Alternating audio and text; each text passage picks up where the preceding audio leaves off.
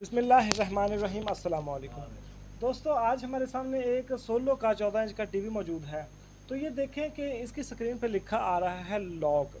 अब अक्सर लोग क्या समझते हैं कि ये टीवी ऑन हो चुका है, लेकिन इसका प्रॉब्लम है कि लॉक लगा हुआ है।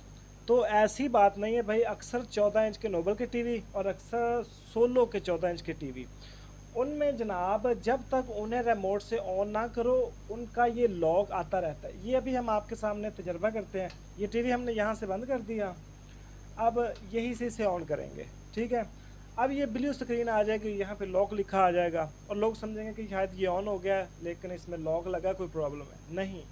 अब इसे आप रेड बटन से ऑन करेंगे तो ये लॉक खुलेगा। अब टीवी ऑन हुआ है तो अब लॉक जो है वो ऑटोमेटिक इसका चला गया है। तो अगर टीवी में इस तरह का लॉक प्रॉब्लम आ रहा हो तो दोस्तों रेड बटन से आपने टीवी को ऑन करना है, उसी सूरत में ये लॉक जाएगा और उसी सूरत में टीवी ऑन होगा। अदरवाइज स्टैंड बाई पे रहेगा टीवी, और जब तक स्टैंड बाई पे रहेगा ये लॉक यहाँ पे लिखा आता रहेगा।